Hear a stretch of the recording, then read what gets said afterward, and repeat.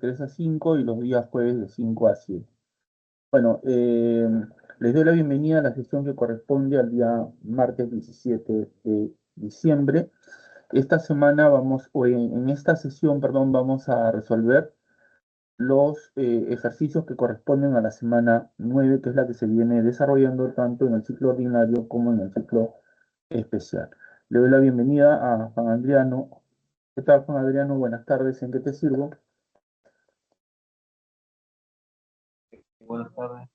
¿Puedo resolver la pregunta 3 de esta semana 9? Yo Sí, pienso que ya, dame unos segundos, por favor, para compartir el archivo de la semana en cuestión, ¿ya? Un ratito, por favor.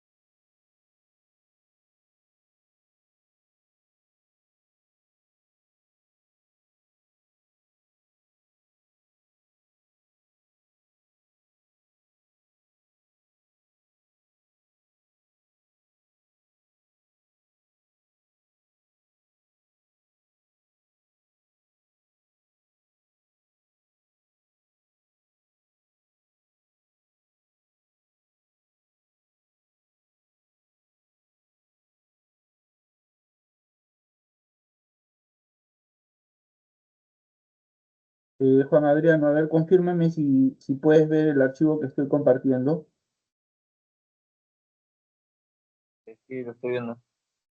Ya, es la pregunta que quieres, ¿no? La pregunta 3. Solamente a mí me salió la E. Ya, a ver, voy a leer el enunciado y voy a resolverla, ¿ya? Dice, suele asumirse que el conocimiento científico es un producto logrado en base a la aplicación del método científico. Esto es, siguiendo reglas básicas de investigación. Luego, al postularse y después confirmarse cierta hipótesis, presumiéndola un nuevo conocimiento, entonces es correcto esperar que tal hipótesis necesariamente, a ver, voy a volver a leer, dice, suele asumirse que el conocimiento científico es un producto logrado en base a la aplicación del método científico. Esto es, siguiendo reglas básicas de investigación. Luego, al postularse y después confirmarse cierta hipótesis, presumiéndola un nuevo conocimiento, entonces es correcto esperar que tal hipótesis necesariamente, la respuesta se encuentra en la alternativa D, se convierta en una teoría científica sobre el objeto estudiado. Veamos la solución. Dice, si la hipótesis se convierte en conocimiento científico gracias a la investigación, entonces ofrecerá una teoría que permitirá explicar sistemáticamente el problema o aspecto del objeto que era materia del estudio. La respuesta correcta es la alternativa D. ¿Cuál es la duda que tienes? Sí, es de que ahí dice de que se confirmó que esa hipótesis fue cierta, entonces debería ser una teoría científica ya. Se te ha entrecortado la última parte, no te he escuchado bien, no sé si podrías repetirme. ¿Cuál es tu duda? Hasta donde yo veo, la respuesta que aparece en la pantalla es la correcta, la alternativa D. Eh, bueno, mi duda era eh, de que en el texto ahí dice de que está confirmado esa hipótesis. Bueno, supuestamente debería ser una teoría científica estable y la D, pues, aunque también está entre la D, eh, sí, O sea, para ti, ¿cuál es la alternativa correcta? La E, enano. sí, sí. O bueno, ¿por qué en este caso, por qué no sería enano? ¿Por qué no sería la D? ¿Por qué no sería la E? Porque, mira, existe controversia en relación si las teorías científicas son irrefutables y son definitivas, ¿no? ¿Me entiendes? Por ejemplo, Popper dice que las teorías son falibles, ¿no? Son falibles y la ciencia es falible, ¿no? Él dice la ciencia es falible, ¿no? Y perfectible. Eh, las teorías pueden ir enriqueciéndose, una teoría puede ser sustituida por otra, como de hecho ha ocurrido, ¿no? Por ejemplo, hasta hace unos siglos atrás estuvo vigente la teoría del flogisto para explicar el fuego, ¿no? Pero hoy en día ya no es así, está la teoría de la combustión, entonces las teorías científicas ni son definitivas ni son irrefutables, ¿no? Más bien, si seguimos paso a paso el método científico, tienes que, eh, primero, el científico propone una hipótesis. Primero determina un problema, ¿no? Parte de un problema. Después propone una hipótesis. La hipótesis es una respuesta tentativa, es una respuesta probable a un problema. Y si la hipótesis, después de haber sido sometida a la contrastación, o sea, se le compara con los hechos, si, si resulta ser verdadera, entonces se convierte en una teoría científica. Entonces, la respuesta es la D.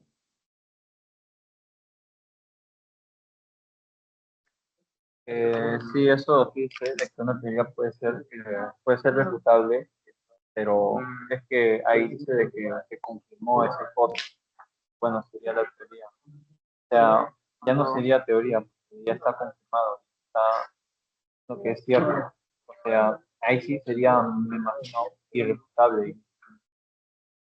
No, porque te acabo de decir que hay teorías que estuvieron vigentes durante algún tiempo y luego eh, han sido rechazadas, ¿no? Por ejemplo, tienes la teoría del flogisto, eh, bueno, la teoría de que la Tierra era plana, hoy ya no son teorías aceptables.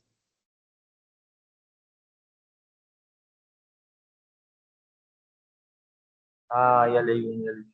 Serían las teorías en general. Claro, exacto. Eh, eso hay que tener presente, ¿no? Que las teorías, desde la perspectiva al menos de ciertos epistemólogos como Popper, no son definitivas, sino, eh, digamos, eh, son, son temporales hasta que no surja un hecho eh, que las falsee, ¿no? Que las refute, ¿no? Como dice Popper, por ejemplo, ¿no?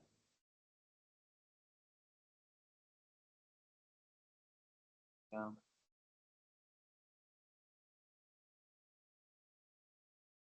Y esa es la respuesta. No sé si tienes alguna otra duda, con toda confianza, por favor. Pues recién estoy empezando a medio resolver. Perdón, no te escucho. Recién estoy empezando a resolver los ejercicios. Ah, ya. Bueno, pero en todo caso, si tienes alguna inquietud, alguna duda, yo voy a estar el día de hoy en el horario de 3 de la tarde a 5, de 3 a 5 de la tarde. Entonces, puedes volver a ingresar las veces que tú quieras, ¿no? O si gustas, en este momento, si no hay más preguntas, yo voy a empezar a resolver los ejercicios de esta semana.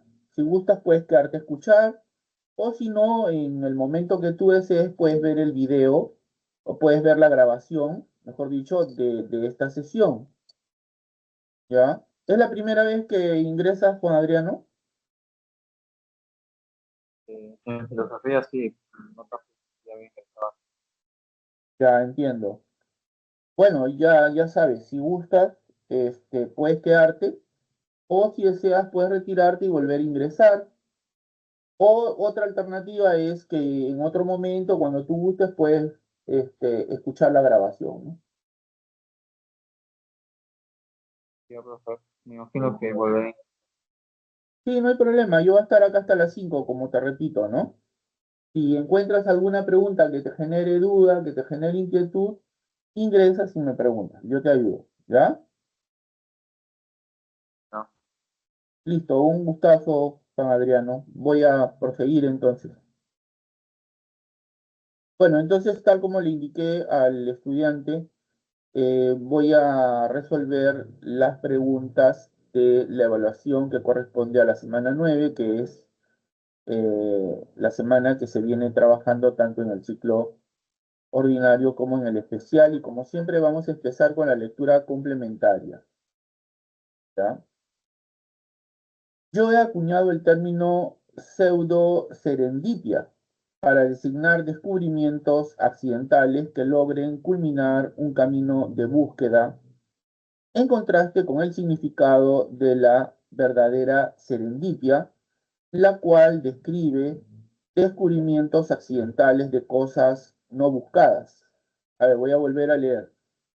Yo he acuñado el término pseudo-serendipia para designar descubrimientos accidentales que logren culminar un camino de búsqueda, en contraste con el significado de la verdadera serendipia, la cual describe descubrimientos accidentales de cosas no buscadas. Por ejemplo, Charles Goodyear descubrió el proceso de vulcanización del caucho cuando por accidente dejó un trozo de caucho mezclado con azufre sobre una estufa caliente. Durante muchos años, Goodyear había estado obsesionado por encontrar una manera útil de hacer el caucho. Debido a que fue una casualidad lo que le llevó al proceso exitoso tan diligentemente buscado, yo lo llamo un descubrimiento pseudo-serendípico. En contraste, George de Mestral no tenía ninguna intención de inventar un cierre, velcro, cuando miraba a ver por qué algo se le pegaba estrechamente a su ropa. Bueno, este párrafo ha sido extraído de la obra Serendipia, Descubrimientos accidentales en la ciencia. eh, el autor es Robert Royston, ¿no? Entonces, a continuación voy a leer la pregunta que sigue a esta lectura. Mientras recorría una huaca con el propósito de determinar hasta qué distancia física de dicho edificio arqueológico podían ser hallados en la superficie y estos decorados, cierto arqueólogo tropezó fortuitamente y cayó a una fosa de casi 1 metro de profundidad. Posteriormente, el científico descubrió que había caído sobre el techo de una cámara funeraria que contenía valiosa información complementaria acerca del universo simbólico de la cultura que él venía estudiando. Aquel suceso, siguiendo la terminología acuñada por Roberts, configuró un descubrimiento de tipo, pues el arqueólogo, ya, a ver, vamos a volver a leer, ya. Mientras recorría una huaca con el propósito de determinar hasta qué distancia física de dicho edificio arqueológico podían ser hallados en la superficie y estos decorados, cierto arqueólogo tropezó fortuitamente y cayó a una fosa de casi 1 metro de profundidad. Posteriormente, el científico descubrió que había caído sobre el techo de una cámara funeraria que contenía valiosa información complementaria acerca del universo simbólico de la cultura que él venía estudiando. Aquel suceso, siguiendo la terminología acuñada por Roberts, configuró un descubrimiento de tipo, pues el arqueólogo, bueno, la respuesta se encuentra en la alternativa B, serendípico, porque el arqueólogo en verdad deseaba acopiar otro tipo de información, en verdad deseaba copiar otro tipo de información. Veamos la solución. El hallazgo accidental hecho por este arqueólogo de la lectura corresponde, siguiendo a Roberts, al de un descubrimiento científico de tipo serendípico, porque fue totalmente inesperado, producido mientras el arqueólogo buscaba esclarecer otro asunto, ¿no? Producido mientras el arqueólogo buscaba esclarecer otro asunto. No encontró casualmente algo que buscaba, sino más bien algo que no buscaba. Ahí está la respuesta. Y en la lectura, el autor, Robert Royston, ¿no? Señala la distinción entre un descubrimiento pseudo-serendípico y uno serendípico, ¿no? Y recordemos volvamos a leer para recordar esta distinción hecha por el autor. Yo he acuñado el término pseudo-serendipia para designar descubrimientos accidentales que logren culminar un camino de búsqueda en contraste con el significado de la verdadera serendipia, la cual describe descubrimientos accidentales de cosas no buscadas, ¿no? Bueno, entonces, en efecto, de acuerdo a esta distinción que hace Roberts Royston, eh, el arqueólogo del enunciado de la pregunta habría realizado un descubrimiento de tipo serendípico, porque en verdad deseaba copiar otro tipo de información, ¿no? Muy bien, entonces pasamos a los ejercicios de clase de la semana. Si la epistemología se interesa por la fundamentación filosófica de la ciencia, entonces por ello mismo es plausible esperar que sea ella quien nos brinde, por ejemplo, repito, si la epistemología se interesa por la fundamentación filosófica de la ciencia, entonces por ello mismo es plausible esperar que sea ella quien nos brinde, por ejemplo, la respuesta está en la alternativa C, distinción clara entre objetividad y subjetividad en las ciencias. Repito, si la epistemología se interesa por la fundamentación filosófica de la ciencia, entonces por ello mismo es plausible esperar que sea ella quien nos brinde, por ejemplo, una distinción clara entre objetividad y subjetividad en las ciencias. Veamos la solución.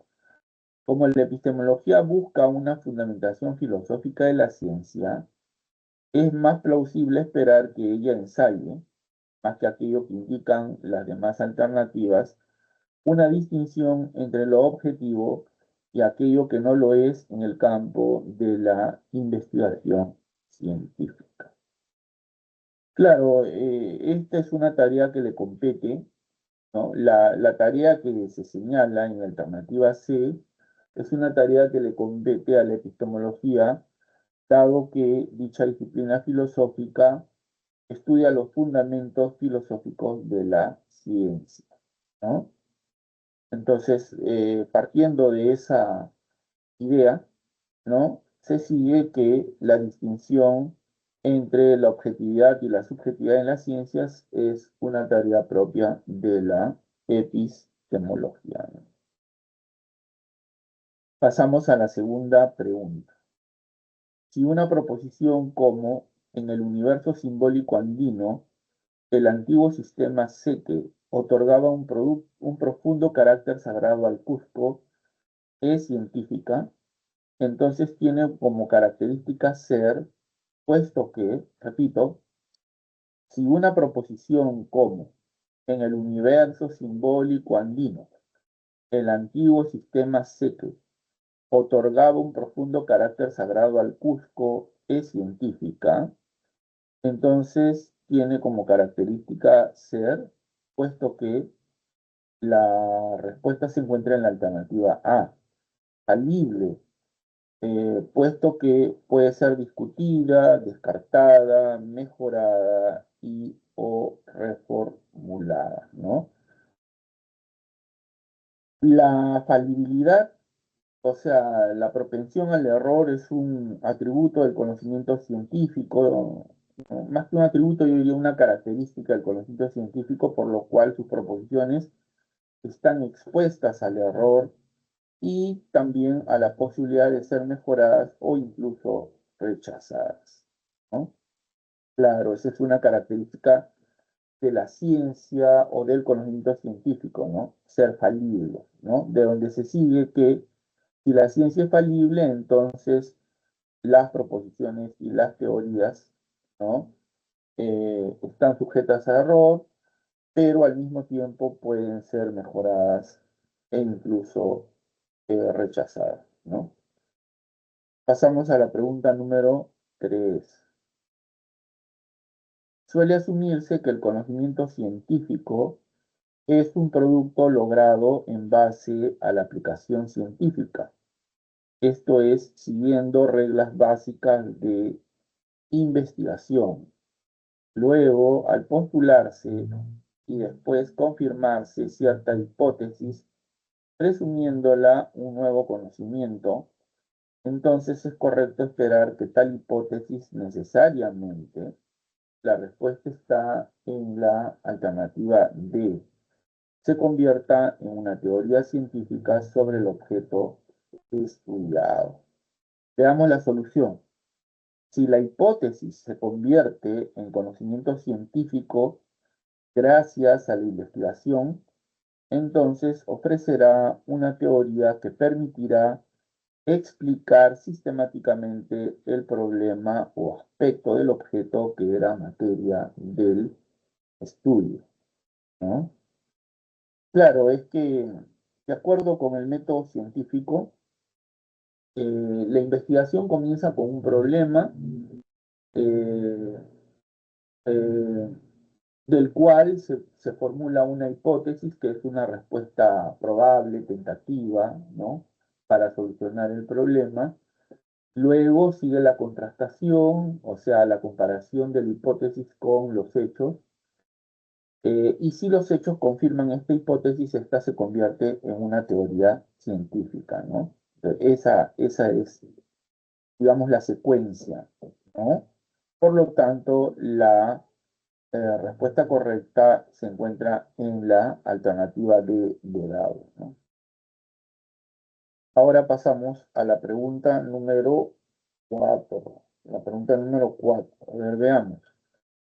Sospechando que se estaban produciendo algunas anomalías en el mercado bursátil nacional, un grupo de economistas decidió realizar un cuidadoso estudio del mismo, el cual arrojó que en los últimos 10 meses los precios de ciertas acciones venían depreciándose debido al ruido político imperante, lo que propiciaba una creciente contracción en la cantidad demandada de las mismas en dicho mercado. En tal sentido, si la economía es una ciencia fáctica, entonces los estudiosos buscaron constatar cómo la magnitud microeconómica observable de aquel fenómeno, es decir, repercutía en la estabilidad de ese mercado bursátil. Voy a volver a leer, ¿ya?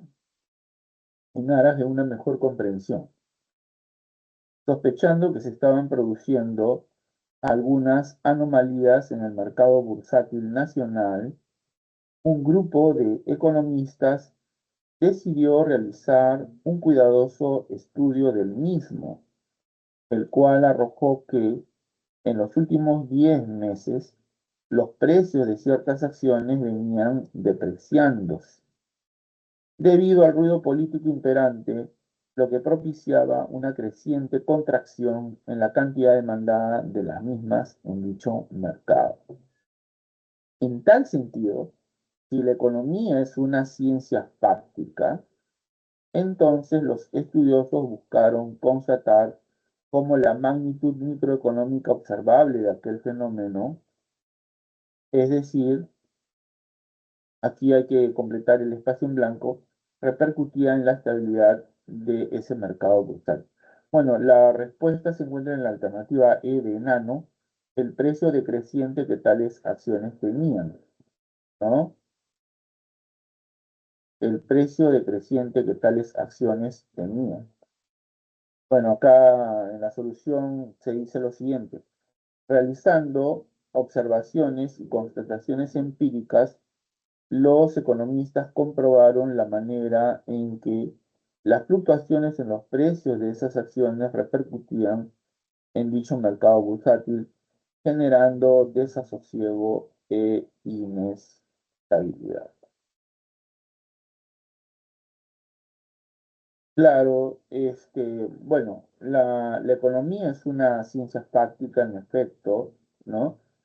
Eh, digamos que las dos grandes ramas de la economía son la microeconomía y la macroeconomía, ¿no? Eh, la microeconomía es conocida también como la teoría de los precios, ¿no? Estudia las leyes que determinan la variación de los precios en el mercado, ¿no? Bueno, entonces por ahí va la respuesta, ¿no es cierto?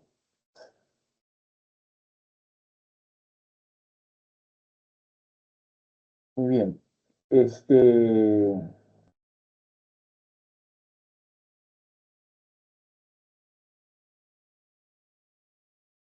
claro, hay ciertos factores que influyen en el precio de un producto. Por ejemplo, l- los problemas políticos que suelen suscitarse, ¿no? En un país, en una región, repercuten sin lugar a dudas en los precios de ciertos productos, ¿no? Sin lugar a dudas, ¿no?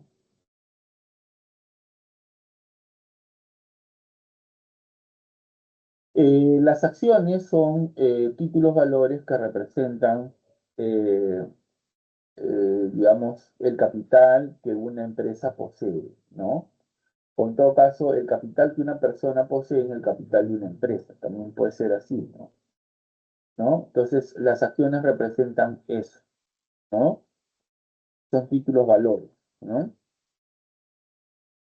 Y bueno, entonces creo que la respuesta está clara, ¿no? Pasamos a la pregunta número 5. Al administrar cierta dosis de carbonato de litio a una paciente en un hospital, un médico psiquiatra no fue debidamente informado de que dicho paciente era alérgico a ese placebo, presentándose en este un cuadro neurológico de convulsiones. En este caso, si la reacción convulsiva se explica por la presencia de dicho carbonato en el organismo del paciente, entonces queda claro que, voy a volver a leer, al administrar cierta dosis de carbonato de litio a un paciente en un hospital, un médico psiquiatra no fue debidamente informado de que dicho paciente era alérgico a ese placebo, presentándose en este un cuadro neurológico de convulsiones. En este caso, si la reacción convulsiva se explica por la presencia de dicho carbonato en el organismo del paciente, entonces queda claro que la respuesta se encuentra en la alternativa B. Fue cometida una falla en relación con la descripción del estado real del paciente. Veamos la solución. Una de las funciones básicas de la ciencia es describir las características del objeto estudiado. En este caso, uno de los rasgos no descrito ni informado era el rechazo que el organismo del paciente experimentaba a la presencia del litio, ¿no?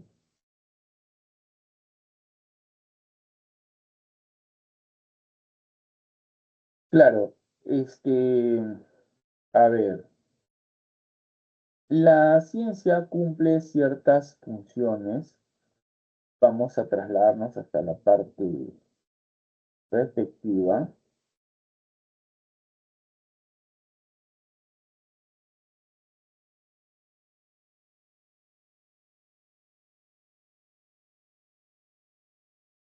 Aquí está, ¿cuáles son las funciones de la ciencia? Las funciones que tradicionalmente se atribuyen a la ciencia son las siguientes. La descripción, que consiste en decir cómo es un objeto, ¿no? Cómo es un hecho, cómo es un fenómeno, ¿no? ¿No? En eso, ¿no? La descripción implica el registro de propiedades, relaciones, duraciones y estructuras de los objetos o fenómenos estudiados, ¿no? Entonces, la descripción es una función básica de la ciencia que nos dice cómo es el objeto, ¿no? Luego viene la explicación que señala la causa de un fenómeno, ¿no? Luego viene la predicción que nos permite anticiparnos a la ocurrencia de un fenómeno y la aplicación que nos permite llevar a la práctica los conocimientos adquiridos por las ciencias básicas generando nuevas tecnologías, ¿no? Esas son las funciones que cumple la ciencia. Muy bien, entonces ahora vamos a pasar a la pregunta número 6. En un texto de 1970, el epistemólogo austriaco Paul Feyerabend comenzaba señalando lo siguiente. Repito, en un texto de 1970, el epistemólogo austriaco Paul Feyerabend comenzaba señalando lo siguiente. La idea de un método que contenga principios firmes, inalterables y absolutamente obligatorios que rijan el quehacer científico tropieza con dificultades considerables al ser confrontada con los resultados de la investigación histórica. Otra vez, a ver, en un texto de 1970, el epistemólogo austriaco Paul Feyerabend comenzaba señalando lo siguiente. La idea de un método que contenga principios firmes, inalterables y absolutamente obligatorios que rijan el quehacer científico tropieza con dificultades considerables al ser confrontada con los resultados de la investigación histórica. Descubrimos entonces que no hay una sola regla, por plausible que sea, y por firmemente basada que esté en la epistemología, que no sea infringida en una ocasión u otra. Esto es, Feyerabend nos explica que los científicos en el ámbito de su investigación acerca del método científico, voy a hacer un alto porque para darle la bienvenida a la estudiante Valerie Soto. ¿Qué tal, Valerie? Bienvenida a la sesión de consultas académicas de filosofía. ¿En qué te puedo servir? Profe, buenas tardes. Tenía algunas preguntitas, no sé si lo podría dejar en el chat, por favor. Claro que sí, encantado. Y ya.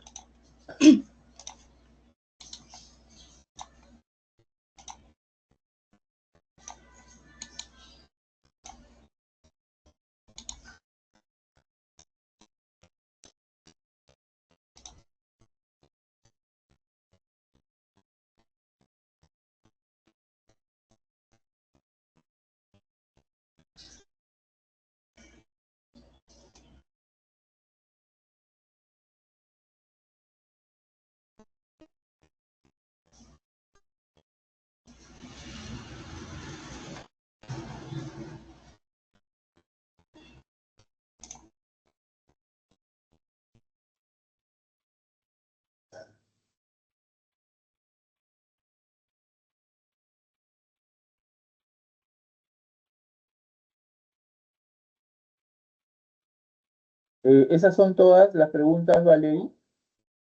Eh, sí, acá tengo algunas más, pero esas son las principales, por decirlo así.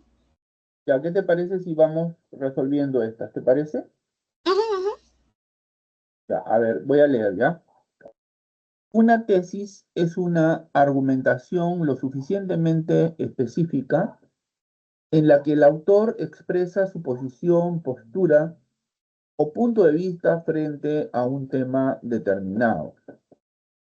A su vez, la tesis se defiende mediante el despliegue de argumentos planteados con el fin de dar respuesta o persuadir a los jurados u oyentes. De esta manera, en la defensa de una tesis, voy a volver a leer, ¿ya? Una tesis es una argumentación lo suficientemente específica en la que el autor expresa su posición, postura o punto de vista frente a un tema determinado. A su vez, la tesis se defiende mediante el despliegue de argumentos planteados con el fin de dar respuesta o persuadir a los jurados u oyentes. De esta manera, en la defensa de una tesis, bueno, la respuesta está en la alternativa A. Las premisas proporcionan la evidencia que respalda la conclusión. A ver, voy a leer la solución. Dice, un argumento o razonamiento es una colección de premisas y conclusión.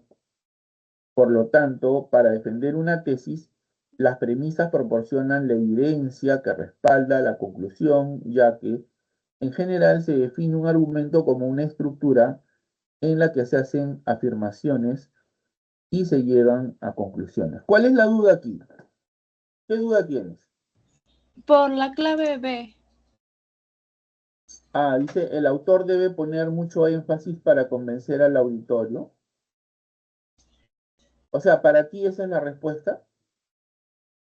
Bueno, me causó un poco, porque yo estaba entre la A y la B, pero al final del texto que me daban, cuando decía, no, ¿cómo se llama? Que la tesis se defiende con el fin de dar respuesta o persuadir a los jurados, yo pensé que por eso más era la B.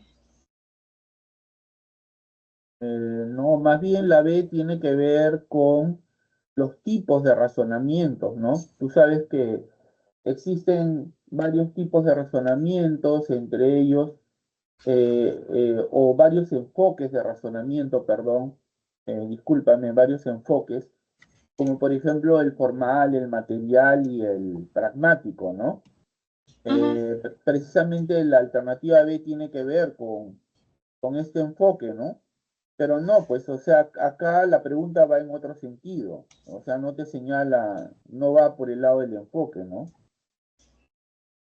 Mm, Sino más bien que las premisas proporcionan la evidencia que respalda la conclusión, efectivamente, ¿no? ya. Pero, profe, al decir ¿cómo se llama? Que la tesis, ¿cómo se llama? Uno de sus fines, es la de persuadir. Ahí no estaría haciendo un poco de énfasis a lo que es la retórica y el postulado de Perelman. Por eso yo más me incliné a esa clave, más que todo. Sí, Porque como, ajá, pero mira lo que dice la alternativa B. El autor debe poner mucho énfasis para convencer al auditorio. O sea, este, eso no es un conocimiento, más bien, como te digo, es un juicio de valor. El autor debe poner mucho énfasis, ¿no? Para convencer al auditorio. No sé si me dejo entender. sí, sí. Ujú. Eso no es conocimiento. Es como si yo te dijera, deberíamos erradicar las corridas de toros de nuestro país. Bueno, esa es mi opinión, pues, pero no es la opinión de todos, ¿no? Ah, ya, ya, ya. Ya. ¿Entiendes? Ujú. Aquí lo correcto es que las premisas proporcionan la evidencia que respalda la conclusión, efectivamente, porque tú sabes que si las premisas son verdaderas, la conclusión será necesariamente verdadera. ¿Por qué? Porque la verdad de las premisas pasa a la conclusión, ¿no? Ujú, sí. Sí, pues esa es, ¿no? Muy bien, Ya. vamos con la otra pregunta, ¿ya? Dice, Ujú. Juan sostiene que el hombre puede conocer la realidad tal como es decir, sin ninguna limitación y de manera absoluta y segura. Él considera que el conocimiento de todas las cosas es posible, ya que los sentidos y la razón son fuentes plenamente confiables. A ver otra vez, Juan sostiene que el hombre puede conocer la realidad tal como es decir, sin ninguna limitación, de manera absoluta y segura. Él considera que el conocimiento de todas las cosas es posible, ya que los sentidos y la razón son fuentes plenamente confiables. De acuerdo con la problemática del origen del conocimiento, la postura de Juan concuerda con la propuesta de la A, corriente empirista, que fundamenta el conocimiento en los sentidos. B, tendencia escéptica radical, que sugiere dudar de todo conocimiento. C, corriente criticista, que fundamenta el saber en los sentidos y en la razón. D, tendencia dogmática, que refiere que podemos conocer a plenitud. E, corriente racionalista, que fundamenta el conocer en la razón humana. Bueno, sin lugar a dudas, la respuesta está en la alternativa D de dado, la tendencia dogmática, ¿Y ¿no? por qué no podría ser la C? La corriente criticista que fundamenta el saber en los sentidos y en la razón. Ujú. No, porque mira, en el enunciado te dice lo siguiente, mira, en el enunciado hay palabras clave que te permiten deducir la respuesta. Mira, por ejemplo, cuando dice, Juan sostiene que el hombre puede conocer la realidad tal como es. ¿Ya? Mira, Juan sostiene que el hombre puede conocer la realidad tal como es. El criticismo, ¿qué te dice? El criticismo te dice que el hombre puede conocer la realidad. Sí, es verdad, pero de Ujú. manera parcial, Ujú. nunca de manera completa. El hombre Mm, solo conoce el fenómeno, pero no a la fenómeno. cosa tal como es en sí misma. ¿Recuerdas? Sí. Ya pues. Mira, luego Mm, lo que dice, es decir, sin ninguna limitación y de manera absoluta y segura. Repito, es decir, sin ninguna limitación y de manera absoluta. Bueno, vuelvo a repetirte, con relación a la posibilidad del conocimiento, el criticismo que señala que solo podemos conocer una parte de la realidad, solo conocemos los fenómenos, pero claro. no a las cosas tal como son en sí mismas. Por ende, no puede ser la alternativa C. Claro, claro. En cambio, Pero, mira, ajá, sí. dime, te escucho.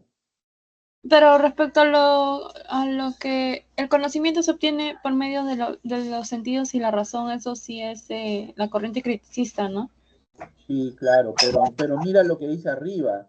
Arriba te Ah, está hablando sobre la posibilidad del conocimiento, ajá, sí, sí, sí. ¿no? Porque dice, Juan sostiene que el hombre puede conocer la realidad. ¿Cuál es el problema al que está tratando de dar respuesta? Al de la posibilidad del cono Conocimiento, ajá. y Ah, no al ya, del ya. origen. Ajá, sí, sí, sí, sí. Ah, ya. Ya, profe. Eh, Le doy la bienvenida a la estudiante Gabriela Arias. ¿Qué tal, Gabriela? Buenas tardes. ¿Qué te puedo servir? Valerie, si tienes otras preguntas, colócalas nomás en el WhatsApp y voy a atender a tu compañera, bueno, a la estudiante Gabriela y luego prosigo contigo, ¿te parece? Sí. Ya. ¿Qué tal, Gabriela? Buenas tardes, ¿Escuchas? profesor. Buenas tardes. ¿Qué tal? ¿Cuál es tu pregunta? Bienvenida a la sesión de consultas académicas. Mm, bueno, es un ejercicio de la semana 8. ¿Perdón? Es un ejercicio de la semana 8. ¿Vas a colocarlo en el chat No o tiene quieres la... que yo lo busque? ¿Qué ¿Usted puede pregunta es? buscarlo? De la semana 8, porque si gustas yo puedo La 1. buscar el archivo.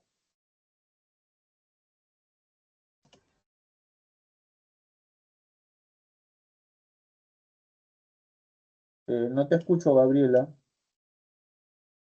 Estás silenciada. No sé. Es la 1. La pregunta 1 de la semana 8, ¿cierto? Sí, Ya, dame un segundo para buscar el archivo, ¿sí? Un ratito, por favor. sí, profesor.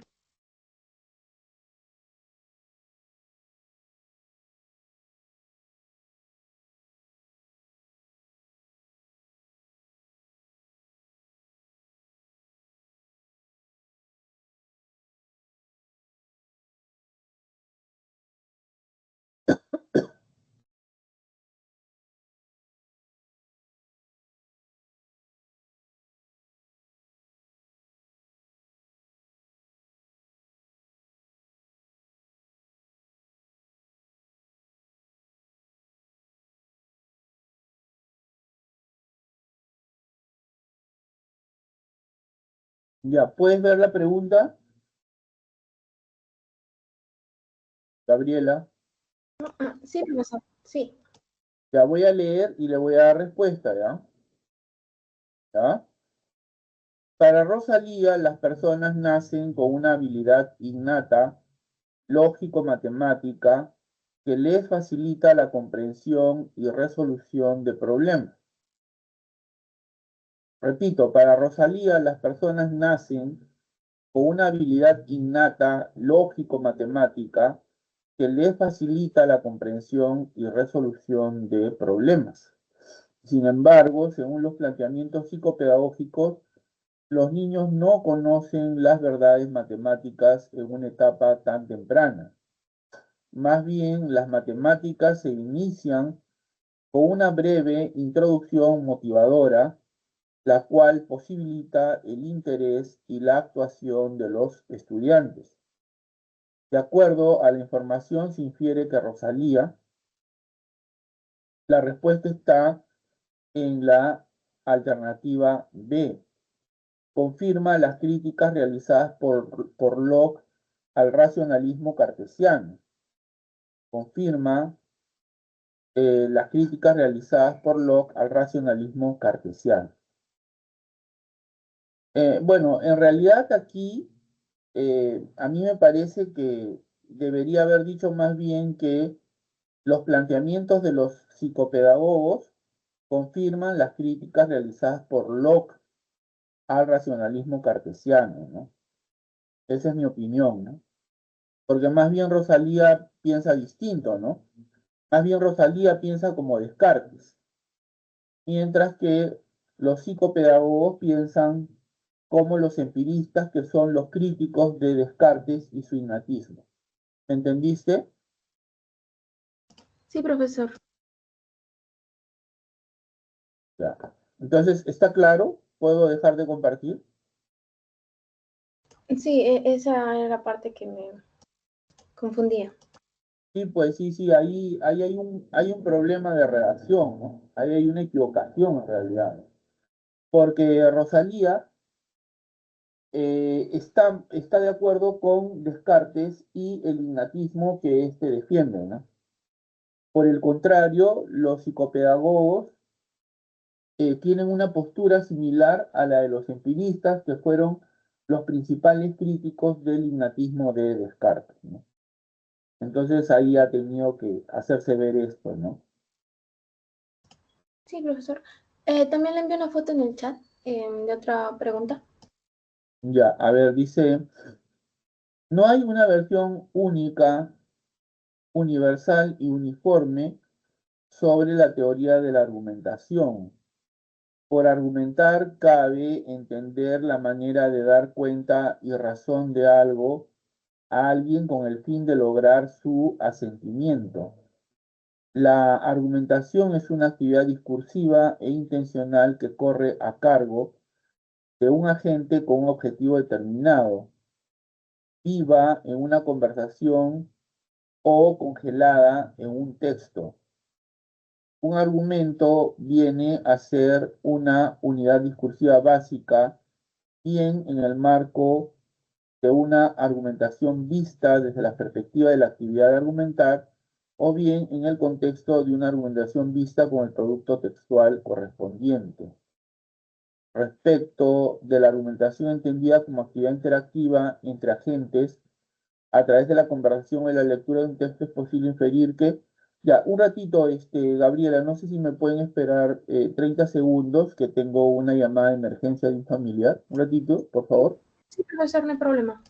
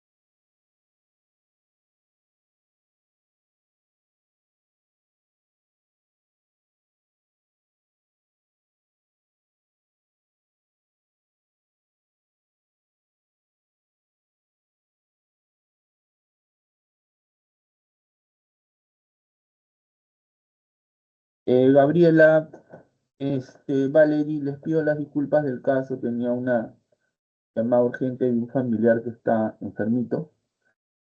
¿Me escucha, Gabriela? Sí, profesor. Ya, permíteme por favor volver a leer porque ya me olvidé. A ver, un ratito, ¿ya?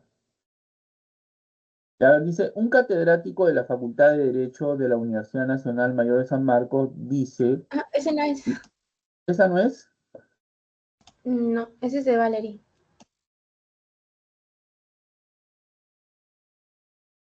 Está en una escena de una aula de clases. Em, No, es la de no hay versión única, universal y uniforme. Ah, ya, dice, no hay una versión única, universal y uniforme sobre la teoría de la argumentación. Por argumentar, cabe entender la manera de dar cuenta y razón de algo a alguien con el fin de lograr su asentimiento.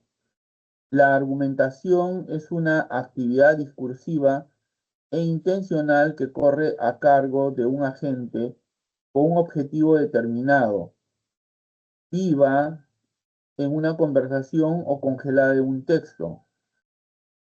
Un argumento viene a ser una unidad discursiva básica, bien en el marco de una argumentación vista desde la perspectiva de la actividad de argumentar, o bien en el contexto de una argumentación vista como el producto textual correspondiente.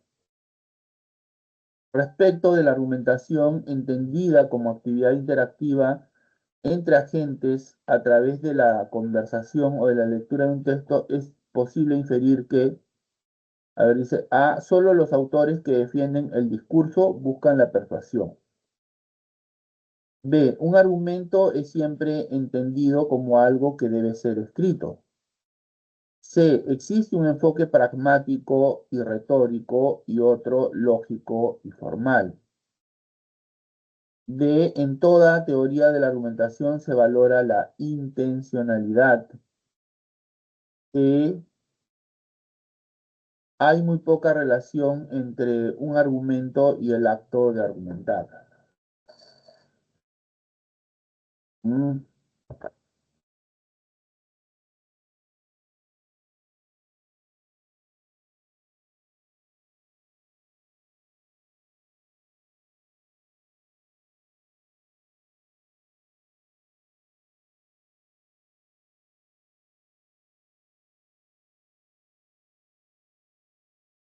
A ver, dice, no hay una versión única, universal y uniforme sobre la teoría de la argumentación. Por argumentar cabe entender la manera de dar cuenta y razón de algo a alguien con el fin de lograr su asentimiento. La argumentación es una actividad discursiva e intencional que corre a cargo de un agente con un objetivo determinado, viva en una conversación o congelada en un texto. Un argumento viene a ser una unidad discursiva básica, bien en el marco de una argumentación vista desde la perspectiva de la actividad de argumentar, o bien en el contexto de una argumentación vista como el producto textual correspondiente. Estoy entre la C y la D, Gabriela. A ver, tú no tienes la respuesta. Sí, dice la C. La C, ¿no? Claro, existe un enfoque pragmático y retórico y otro lógico y formal. Claro, ¿no? ¿Sabes qué me hizo dudar en la D? Porque como en el párrafo habla sobre la argumentación es una actividad discursiva intencional, ¿no? No, por eso dudé, ¿no? Pero sí, pues, o sea, existe un enfoque pragmático y retórico por el cual el objetivo del razonamiento es convencer, persuadir, y otro enfoque lógico y formal que sostiene que eh, la validez de un argumento está determinado por la estructura, la forma del argumento, ¿no? ¿Ves? Bueno, vamos con las Profesor, preguntas. Sí, dime, Gabriela. ¿en qué parte vendría de ser lo de la estructura y la forma? En lo que se dice en la parte de arriba, en la lectura. Claro, porque mira, uno que parte diciendo de que no hay una versión única, universal y uniforme sobre la teoría de la argumentación. Ya por ahí, ¿qué te está diciendo? Si no hay una versión única y universal, quiere decir que existen diferentes enfoques, ¿cierto? Sí. Ya, ahora, luego dice, luego dice, a ver, mira, dice, la argumentación es una actividad discursiva e intencional que corre a cargo de un agente con un objetivo determinado, viva en una conversación o congelada en un texto. ¿no? Ya por ahí te está diciendo el enfoque pragmático, ¿no? O sea, el objetivo es, ¿cómo se dice? Persuadir, ¿no? Y luego dice, un argumento viene a ser una unidad discursiva básica, bien en el marco de una argumentación vista desde la perspectiva de la actividad de argumentar, ahí está, ¿no? De convencer, o bien en el contexto de una argumentación vista como el producto textual. Claro, la forma, ¿no? Del argumento, ¿no? Eso es, ¿no? Muy bien, bueno, voy a ver las preguntas de Valeria. A ver, dice, en una escena de un aula de clases, el alumno Alfredo se encuentra hablando por teléfono en voz baja. De repente, su compañera del costado, María Fe, le dice, te quiero solo cuando guardas silencio. A ver, otra vez. En una escena de un aula de clases, En una escena de un aula de clases, el alumno Alfredo se encuentra hablando por teléfono en voz baja. De repente, su compañera del costado, María Fe, le dice, te quiero solo cuando guardas silencio. De acuerdo con el enunciado, podemos inferir que estamos haciendo referencia a aquella falacia de ambigüedad que la respuesta está en la alternativa D. Se comete cuando se pronuncia con un acento inadecuado una frase. Se comete cuando se pronuncia con un acento inadecuado una frase. Veamos, el enunciado hace referencia a la falacia de ambigüedad, de énfasis que se comete en el momento en el que el autor del argumento pronuncia con un acento inadecuado una frase con la finalidad de concitar la atención de la audiencia o de quien escucha. Ya. ¿Cuál es la duda aquí, Profe, no logro diferenciar la falacia en sí. No, no la distingo. Ya mira, tú sabes que existen diferentes tipos de falacia, ¿no? Ujú. Las falacias pueden ser de dos grandes tipos. Mira, a ver, voy a dejar un ratito de compartir, ¿ya? A ver, dame un segundo, ¿ya? Dame un segundo.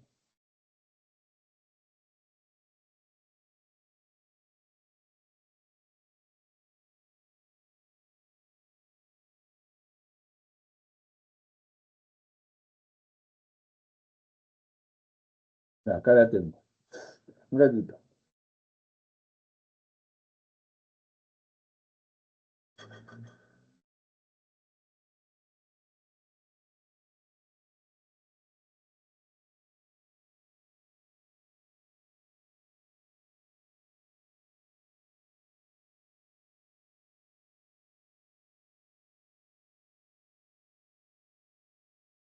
Ya, mira, Valerie. Las falacias pueden ser formales y no formales, ¿ya? Nosotros solo estudiamos las falacias no formales, ¿correcto? No formales.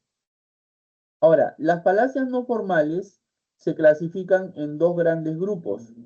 Las falacias de atingencia y las falacias de ambigüedad, ¿correcto?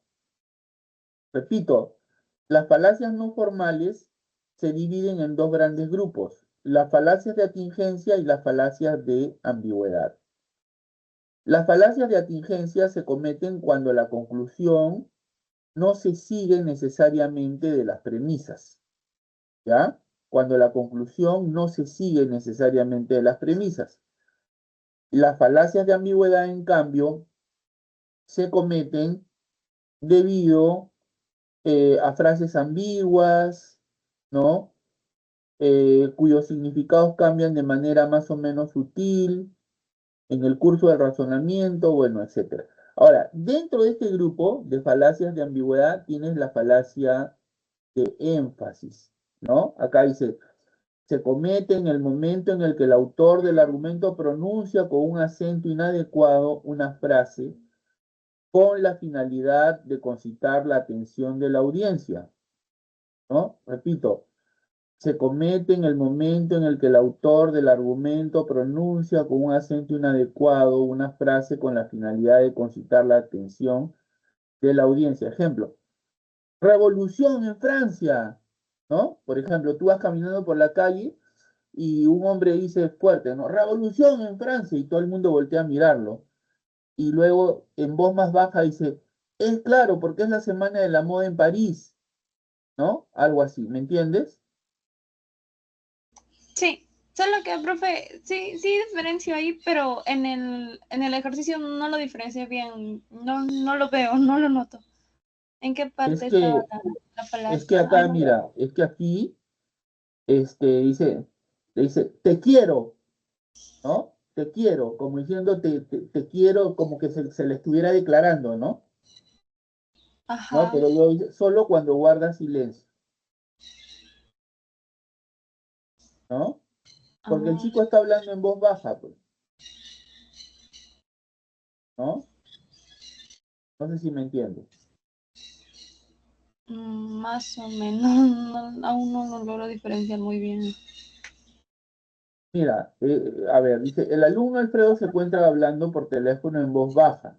De repente su compañera dice, te quiero, solo cuando guardas silencio, ¿no?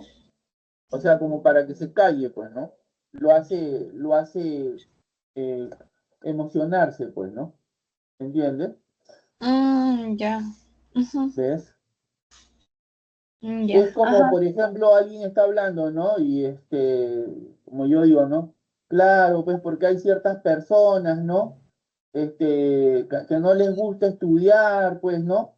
Pero sin embargo, no sé cómo aprueban el curso, como tú bien sabes, ¿no? ¿Entiendes Ah, o ya, no? ya. Sí. Se la están mandando, pues, ¿no? Ujú. Esa es una falacia, ¿no? Énfasis. Bueno, vamos Mm, con la otra. Dice, un catedrático de la Facultad de Derecho de la Universidad Nacional Mayor de San Marcos dice, la retórica no debe entenderse enfrentada a la argumentación lógica, sino como colaboradora necesaria para un buen ejercicio del derecho. Y por eso los nuevos espacios de educación superior deben asegurar una adecuada formación a los futuros licenciados en Derecho, en las técnicas de argumentación jurídica insertas dentro del conocimiento y práctica de la retórica, porque no es suficiente lo que se dice, sino cómo se dice, cómo se argumenta y cómo se defiende. Y eso es lo que deben aprender los juristas. A ver, otra vez. Un catedrático de la Facultad de Derecho dice, la retórica no debe entenderse enfrentada a la argumentación lógica, sino como colaboradora necesaria para un buen ejercicio del derecho. Y por eso los nuevos espacios de educación superior deben asegurar una adecuada formación a los futuros licenciados en Derecho en las técnicas de argumentación jurídica insertas dentro del conocimiento y práctica de la retórica, porque no es suficiente lo que se dice, sino cómo se dice, cómo se argumenta y cómo se defiende. Y eso es lo que deben aprender los juristas. De la invocación que hace el catedrático podemos deducir que la respuesta está en la alternativa A.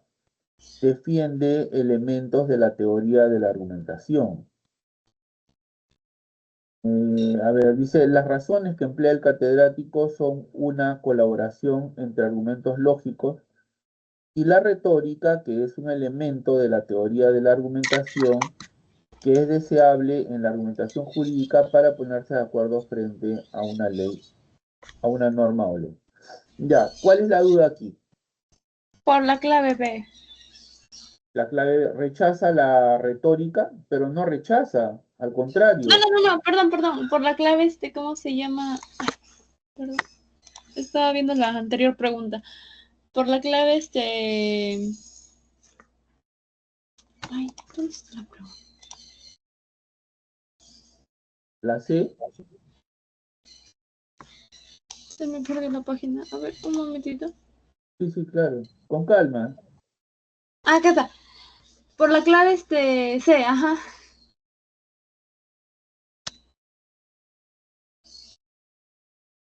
Eh,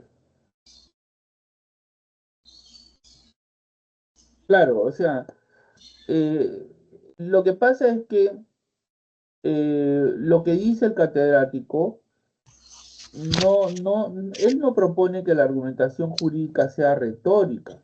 Él no está proponiendo eso. Lo que está proponiendo es que la retórica colabore con la argumentación lógica, ¿entiendes? Que la retórica sea un elemento colaborador de la teoría argumentativa, ¿me entiendes? Ya.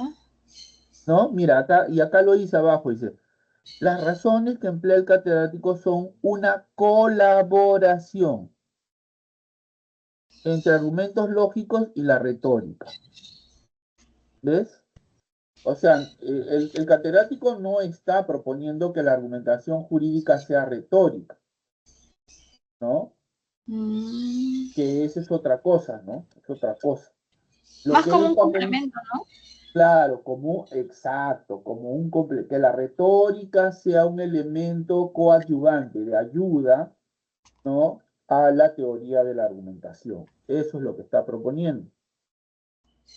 Ah, ya, ya, ya. Y al decir defiende elementos de la teoría de la argumentación, ¿a cuáles se referiría?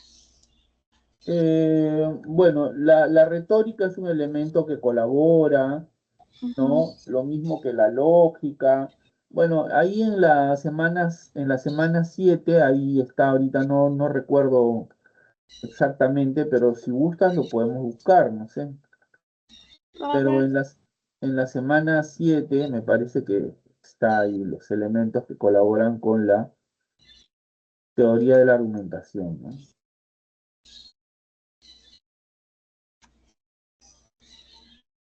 Allá, Acá está, mira, te voy a la mostrar, ¿ya? lógica, retórica y dialéctica, ¿eso? No, la lingüística también ayuda, por ejemplo, ¿no? Ay, ay, ay. Mira, a ver, te voy a mostrar mejor, ¿ya? Ujú. Ya, a ver, mira, dice, la teoría de la argumentación es el estudio sobre la forma como argumentamos o razonamos. Hace un tiempo se asociaba la argumentación o el argumento solo con la lógica formal, mira, solo con la lógica formal, pero el desarrollo de otras disciplinas como la lingüística del texto han evidenciado que un asunto es la argumentación lógica y otro distinto a la argumentación verbal, ¿no? ¿No es cierto? Un asunto es la argumentación lógica, o sea, que se da en el campo de la lógica, y otro es en la vida diaria. Pues no, tú estás con tus compañeros y te toca argumentar, y ahí no tienes en cuenta solamente las cuestiones propias de la lógica, ¿no? ¿No es cierto?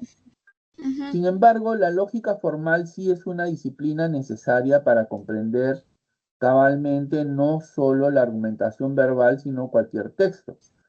De hecho, la teoría de la argumentación es un estudio interdisciplinario, mira, porque involucra el auxilio de otras disciplinas, la lingüística del texto, la retórica, la filosofía del lenguaje, la lógica formal. Bueno, ya te respondí. Ujú. Ay, ay, ay, ay. Ahí está. Profe, una consultita más. En el tema de nociología, este, la parte en donde, ¿cómo se llama? Diferencian a la verdad como correspondencia y como evidencia, me confunde un poco. ¿Cuál es la diferencia entre ambas? La diferencia es esta, mira.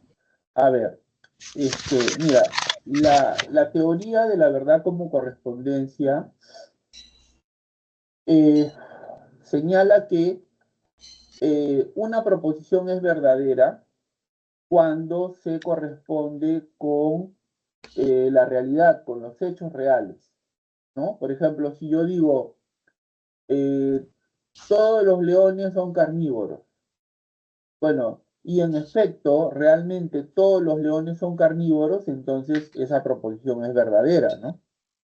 ¿No? Ujú. Porque lo que señala se corresponde con un hecho real. ¿Entiendes? Sí. ¿Se entendió o no? Ya. Ujú. Ahora, por ejemplo, si yo digo, Huaral está al norte de Lima, entonces verifica, pues, ¿Huaral está al norte de Lima? Sí, entonces eso es verdadero. Esa es la teoría de la correspondencia. ¿Me entiendes? Hay una correspondencia entre la idea y el objeto. ¿Se entendió o no? La de correspondencia no mucho. No, pues, pero sí es lo único que te he explicado. Por eso. O sea, mira, hay una correspondencia entre la idea y el objeto. Ujú. ¿Por Ya. qué? Porque si yo te digo, Huaral está al norte de Lima, entonces tú revisas en tu mapa, ¿no? A ver, Huaral está... Sí, entonces esa proposición es verdadera, ¿no es cierto? ¿Cuál es la teoría de la verdad que se encuentra tácita en esa situación? La de la correspondencia.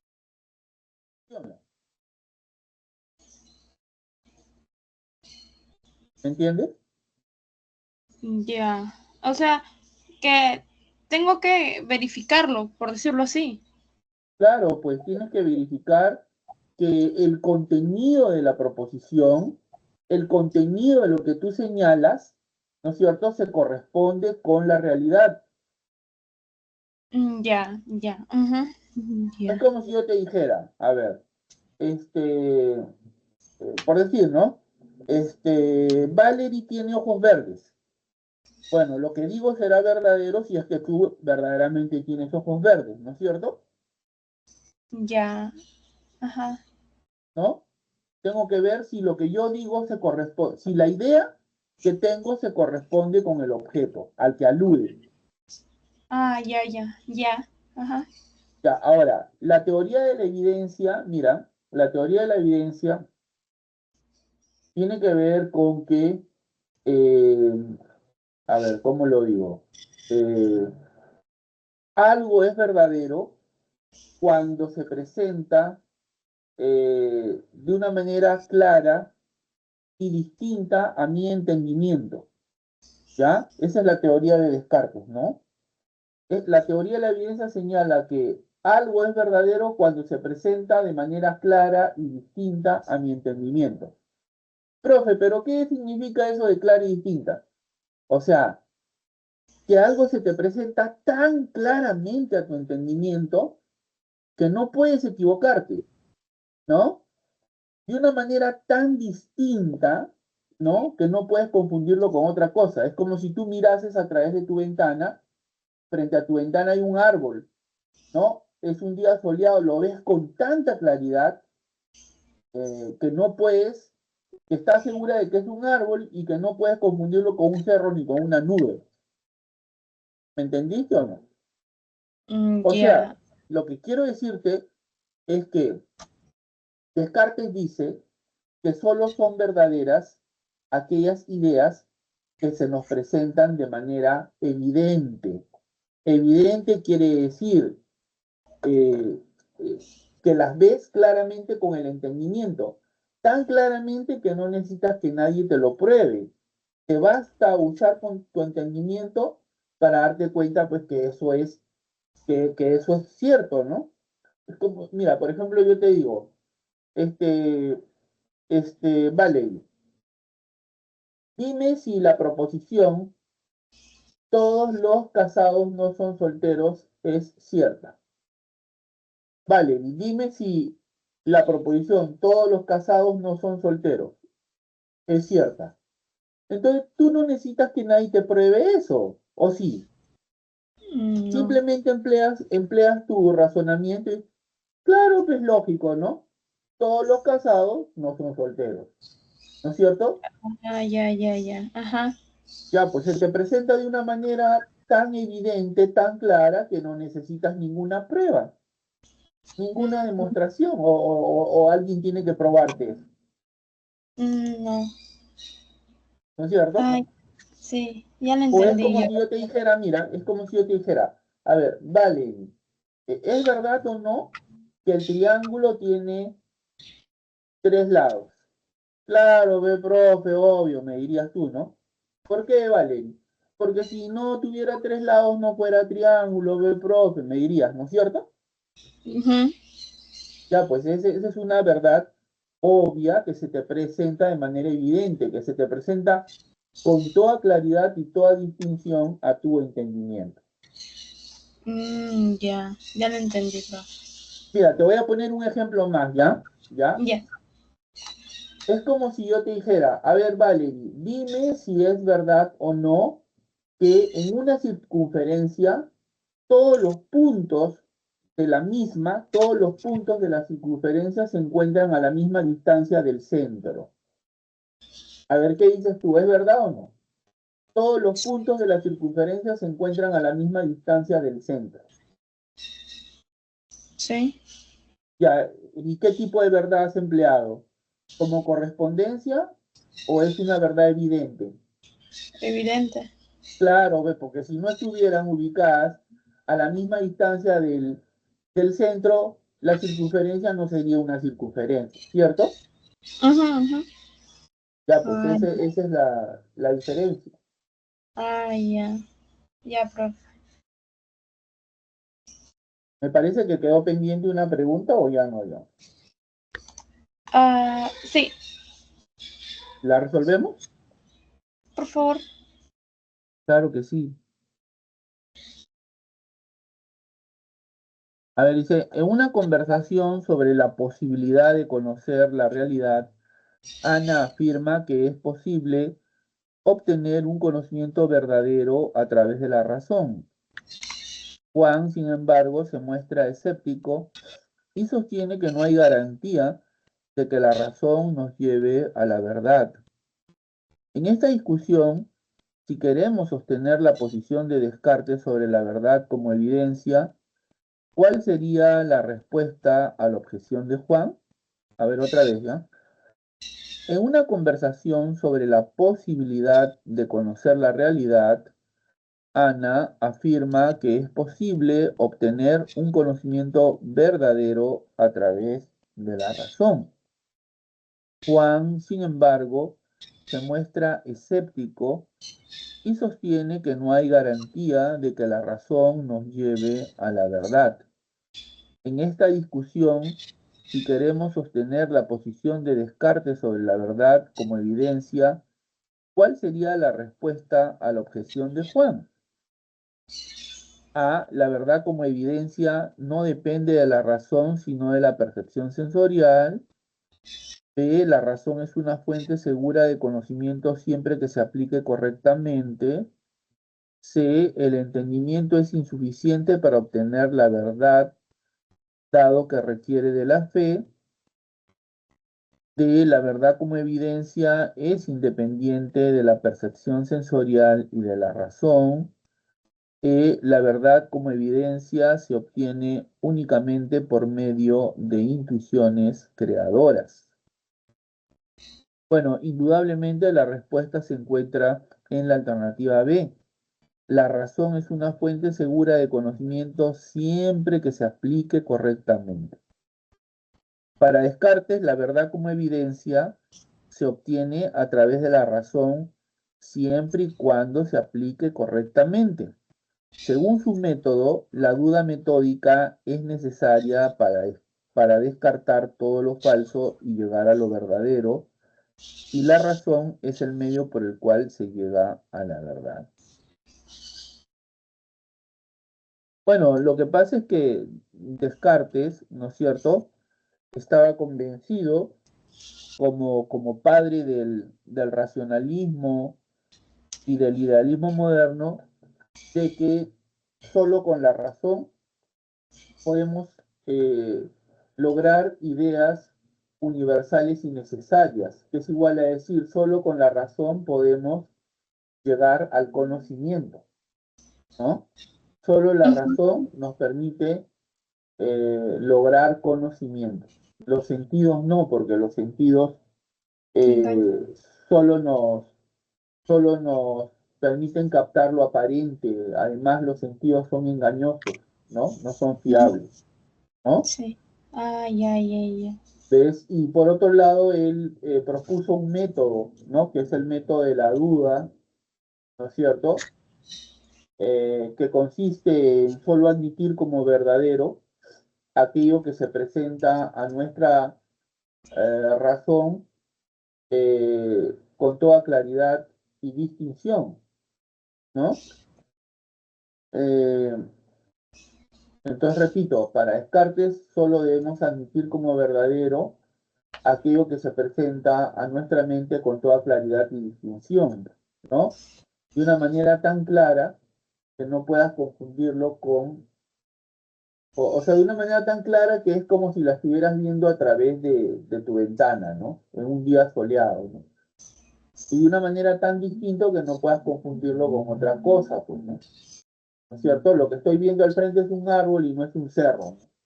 ¿Entiendes? Ujú. O sea, de Ya, una manera evidente, pues, ¿no? sí. Eso era lo que quería, ¿no? Porque acuérdate que Descartes quería encontrar la certeza en el conocimiento, ¿recuerdas? Eso era lo que quería Descartes, encontrar la certeza en el conocimiento, ¿no? Ya, profe. Muy bien, un gustazo, Valerie. No sé si tienes otra pregunta o en todo caso Gabriela que ha estado esperando. Ah, mi compañera, sí, no, yo tengo dos preguntitas más. Pero vamos a darle la oportunidad también Ajá, a Gabriela, ¿ya? sí, sí. Para ser democráticos, Valeria, espero que no te incomode, ¿ya? No, sí, sí, sí, está bien. Gabriela, ¿me escuchas? Sí, profesor, estoy tomándole foto. Perdón, no te escucho. Es que voy a enviarlo al chat. Ah, ya, ya. A ver.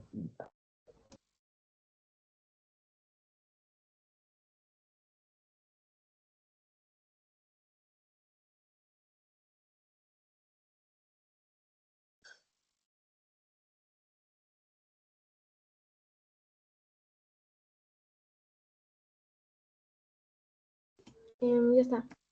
Ya, a ver, dame un segundo, por favor. Dice, lea el siguiente texto y determine la falacia en la que incurre.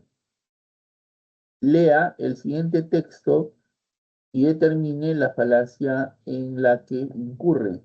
A ver, dice, tú puedes cargar el televisor porque está hecho de partes pequeñas y livianas. Por lo tanto, el televisor debe ser pequeño y liviano.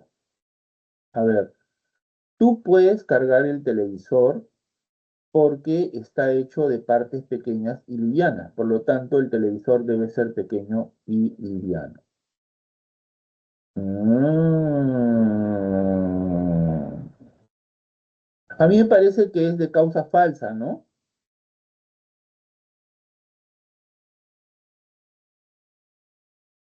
A ver, tú, La de, respuesta me dice composición. de composición. Sí. Lo que pasa es que nosotros, mira, yo no soy un experto en lógica, debo decirlo con toda sinceridad.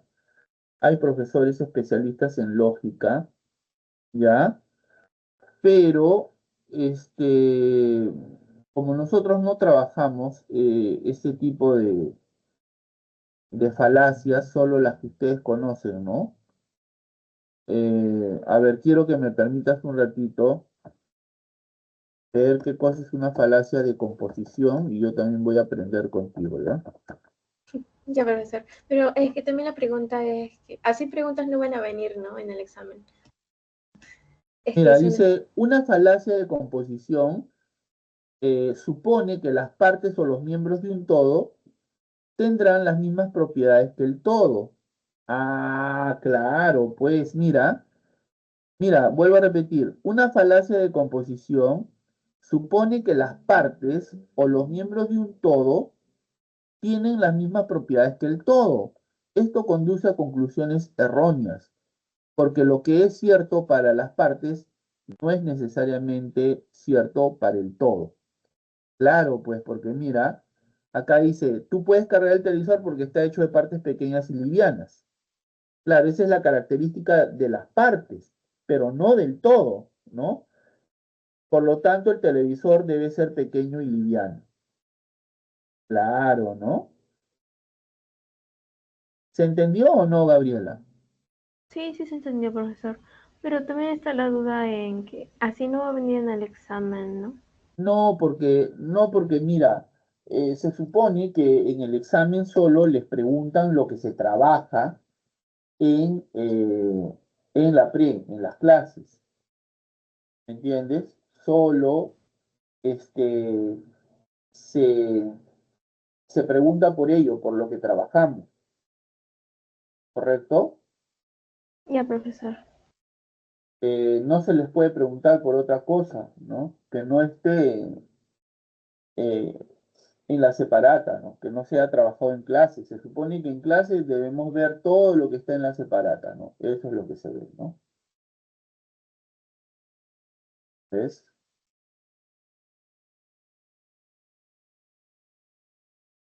¿Se entendió? Sí, Bueno, no sé si tienes otra pregunta, Gabriela, para darle paso a Valerie, o le das el turno a Valerie o quieres hacer otra pregunta tú. Con confianza, dime, porque la idea es que ambas tengan las mismas oportunidades de preguntar. me debe paso a mi compañera. Ya, a ver, Valerie, Profe, el término silogismo no lo entiendo muy bien. ¿A qué se refiere en sí? el silogismo es un tipo de inferencia. El silogismo es un tipo de inferencia eh, mediata, ¿ya? Mira, a ver, vamos a partir de lo siguiente, ¿ya? ¿Qué cosa es una inferencia? Una inferencia es un razonamiento en el que partiendo de una o más premisas llegas a una conclusión. Repito, una inferencia es un razonamiento en el que partiendo de una o más premisas llegas a una conclusión. Por lo tanto, existen dos clases de premisas: las premisas inmediatas y las premisas, perdón, las inferencias inmediatas, discúlpame, y las inferencias mediatas. ¿Cuál es la diferencia? Que las inferencias inmediatas solo tienen una premisa. De una premisa saltas a la conclusión. En cambio, las inferencias mediatas tienen de dos a más premisas. Ahora, el silogismo es una inferencia mediata que se caracteriza básicamente porque tiene dos premisas y una conclusión. ¿Se entendió? Ya, ¿me podría dar un ejemplo, por favor? Un ejemplo de un silogismo es si todos los hombres son mortales, primera premisa, ¿ya? Si todos los hombres son mortales. Segunda premisa, y Sócrates es hombre, ¿no? Conclusión, por lo tanto, Sócrates es mortal, ¿no? Mm, ya. Claro, ¿Puedes, cómo se llama? Ahí se puede ver lo que es la verdad y la validez, o es totalmente aparte eso. claro que sí, porque eh, de los razonamientos solo se predica la validez y de las proposiciones si son verdaderas o falsas. Ujú. ¿Me entiendes? Ay, y- Por ejemplo, mira, te dije, ese razonamiento se compone de dos premisas y una conclusión, ¿cierto? Por ejemplo, sí. el primero, todos los hombres son mortales, es una proposición verdadera, ¿cierto? Ujú, ¿Ya? Luego dice, Sócrates es hombre, ya, es una proposición verdadera. Y luego la conclusión, Sócrates es mortal, también es verdadera, ¿no? Esa proposición. Claro, eso es si analizamos proposición por proposición, ujú, pero si lo hablamos como razonamiento, ese razonamiento es válido, porque para que sea válido, ¿no es cierto? Las premisas tienen que haber transferido su verdad a la conclusión, ¿entiendes? Para que la conclusión sea verdadera, las premisas tienen que ser verdaderas también, como en este caso. Ya, profe, muchas gracias. Ya, ok. Bueno, le doy la bienvenida al estudiante Wilson Pala. ¿En qué te puedo ayudar? Ah, ya, has puesto una pregunta, ¿no? Sí, profesor, A ver, buenas dice, tardes. ¿qué tal? Buenas tardes. Cuando consideramos que la ciencia griega antigua se señala el hecho de que sus representantes trataron de explicar el cosmos racionalmente y ello a pesar de que no llegaron a desarrollar a la manera del que establecieron Galileo Galilei e Isaac Newton bastantes siglos después. ¿Cuál es la duda, Wilson? Porque la respuesta es la que en efecto se señala, logocéntrica, método experimental. ¿Cuál es la duda? ¿A qué se refiere con logocéntrica? Ah, ya, que logocéntrica viene de logos, que quiere decir, a ver, palabra, ¿no? La palabra logos quiere decir palabra, quiere decir razón, quiere decir muchas cosas más, ¿no? Eh, digamos que la ciencia antigua estaba, básicamente era, ¿cómo te digo? Básicamente era especulativa, discursiva, estaba centrada en las reflexiones racionales, por cierto, de los científicos, ¿ya? No era experimental, no estaba basada en la observación, ¿ya? No estaba basada en la experimentación. La ciencia actual, la ciencia moderna, sí tiene ese carácter. O sea, la ciencia moderna es experimental y el padre de la ciencia moderna es Galileo Galilei. La ciencia moderna, la ciencia actual comienza con los trabajos y descubrimientos de Galileo Galilei. ¿Se entendió? Sí, profesor. O sea, mira para que lo veas mejor. La ciencia antigua era básicamente especulativa, racional, ¿no? La ciencia moderna o ciencia actual es experimental, basada en observación. Te voy a poner un ejemplo, ¿ya? Mira, en la antigüedad, eh, algunos, eh, algunos intelectuales, algunos investigadores sabían que la Tierra era redonda, ¿ya? Era redonda. Eh, ¿Cómo lo sabían? De manera especulativa, ¿no?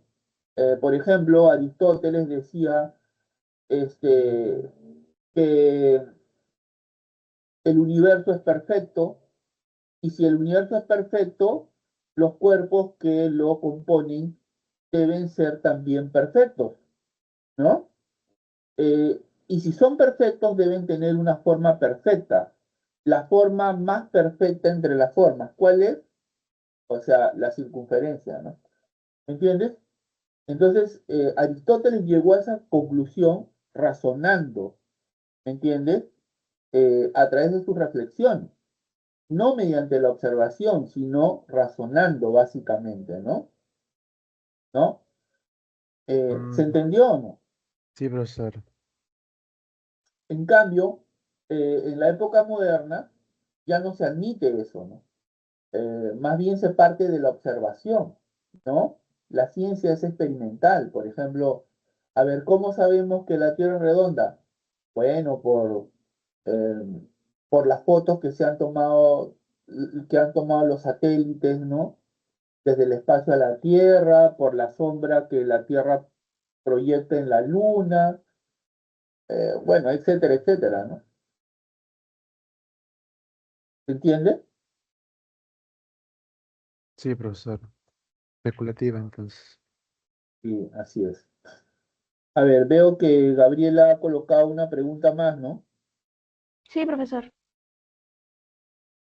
A ver, dice, La ciencia tiene como objetivo lograr un sistema de hipótesis explicativas. Este sistema tiene que ser autoconsistente. Por supuesto, pues ningún conjunto de proposiciones autocontradictorio puede ser verdadero. El progreso se hace desarrollando hipótesis para comprender cada vez más hechos. Este progreso requiere que cada hipótesis nueva sea compatible con las ya confirmadas. A ver, otra vez. La ciencia tiene como objetivo lograr un sistema de hipótesis explicativas. Este sistema tiene que ser autoconsistente, por supuesto, pues ningún conjunto de proposiciones autocontradictorio puede ser verdadero. El progreso se hace desarrollando hipótesis para comprender cada vez más hechos. Este progreso requiere que cada hipótesis nueva sea compatible con las ya confirmadas. Este progreso requiere que cada hipótesis nueva sea compatible con las ya confirmadas. De acuerdo con el texto, determine las afirmaciones correctas que se infieren. A ver, dice, 1. No todas las hipótesis se verifican por la experiencia. 2. La verdad por coherencia es una exigencia inductiva. 3. La verificación lógica debe preceder a la observacional. Y 4. Las hipótesis coherentes con las demás son aceptadas.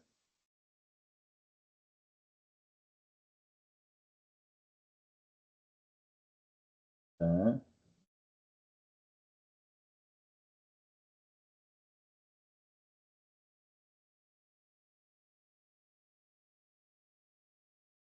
A mí me parece que es la B. ¿Cuál es la alternativa que te han dado? La B, Parco, ¿no es cierto? sí. ¿Ya ves? Yo también pienso que esa es la respuesta, ¿no? No todas Sí, las pero hipótesis. Dime. ¿a qué se refiere con la verificación lógica de preceder a la observación? La verificación lógica debe preceder. Preceder quiere Ujú. decir anticipar, ¿no? Sí, pero Claro, ¿cuál es la observación lógica? Digo, que la hipótesis debe, eh, o sea, la hipótesis debe, a ver, ¿cómo lo digo? La hipótesis debe de ser presentada de un modo coherente, no debe, por ejemplo, contradecirse con otras hipótesis, mm, eh, o bueno, con las leyes, con lo que ya está aprobado al respecto, ¿no? No debe contradecirlo, ¿no? Entonces, hay una verificación lógica previa, ¿no? ya, ¿Me entiendes? O sea que la sí, hipótesis que tú propones no debe estar reñida, no debe contradecirse con todo lo que ya se sabe acerca de algo, ¿me ya, entiendes? sí, sí, profesor. Por Y cuando ejemplo, dice la verificación observacional, ¿se refiere a la experiencia? claro, así es. Ah, ya. O sea, en principio tu hipótesis debe ser lógica, pues, ¿no? ¿No? Debe estar bien formulada, ¿no? Debe ser coherente. Coherente quiere decir que no debe tener contradicciones y eso, ¿no? Ok, gracias, profesor. Ok. No sé si tienen otras preguntas, solo quedan 9 minutos para que finalice mi horario de atención. Sí, profesor. ¿A qué se refería con verdad por coherencia? ¿No? Verdad por, verdad por coherencia en el segundo enunciado. La verdad por coherencia. Ah, ya, quiere decir que las hipótesis deben ser coherentes. Coherentes quiere decir que no deben entrar en contradicción con las teorías que ya se han propuesto sobre algo, ¿no? ¿Me entiendes? Tiene que haber coherencia. Coherencia quiere decir que lo que tú propones no refute lo que ya se sabe sobre algo. Ya. A eso se Es como la, refiere. Es como la verificación lógica. Claro, algo así, ¿no? Ay. Es parte de, ¿no? Y con la exigencia inductiva. La exigencia inductiva es la observacional. Ah, bueno, ¿La verdad por coherencia es una exigencia inductiva? No, no. Es una exigencia de carácter racional, formal, si se quiere, ¿no? Que una teoría sea coherente no es una exigencia inductiva, porque la inductiva se basa en los hechos, en la observación, sino más bien es una exigencia de tipo formal, ¿me entiende? sí. Muy bien, voy a pasar a resolver la pregunta de Wilson. A ver, dice, de acuerdo con la filosofía de René Descartes, la existencia de Dios, A, origina una idea adventicia en la mente de todo ser humano. B, tiene que ser asumida a través de la fe en la verdad revelada. C, se corrobora sobre la base del criterio de la certeza sensible. D, puede ser demostrada categóricamente a través de la filosofía. E, representa una cuestión irresoluble por las dudas que genera. Bueno, la respuesta es la D, ¿no? Puede ser demostrada categóricamente a través de la filosofía. ¿Por qué? Porque según Descartes, ¿no? Bueno, Descartes quería crear una filosofía eh, distinta a la filosofía que imperaba en su época, ¿no?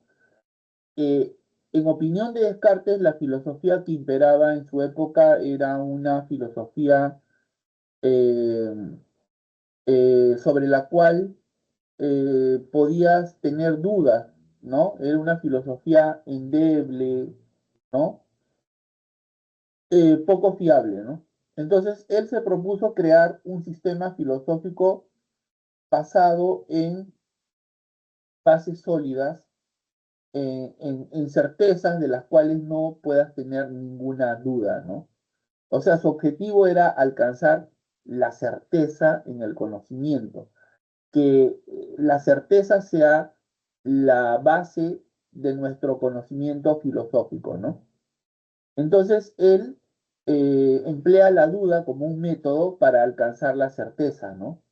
Entonces empieza a dudar de Dios, duda del mundo, duda de sí mismo, y encuentra que hay algo sobre lo cual no puede dudar, y es el hecho mismo de estar dudando, puesto que si él duda es que está pensando, y si piensa es que existe, ¿no? Entonces, de esa manera Descartes ha llegado a la primera certeza, ¿no? Que va a ser la piedra de toque de la filosofía que él quiere fundar, ¿no? ¿No? El pienso, luego existo, la primera certeza fundamental, ¿no? La segunda certeza la encuentra viendo que hay ciertas ideas que él posee en su mente desde que ha nacido, y entre estas ideas está la idea de Dios. Entonces él dice, si tengo la idea de Dios en mi mente, ¿no? Es porque debe existir Dios, porque no puedo tener la idea de algo que no existe, ¿no? La idea de Dios en mi mente es la prueba de la existencia de Dios. Ahí está la segunda certeza a la que llega, ¿no? Dios existe. Y la tercera certeza es el mundo en el que vivo, ¿no?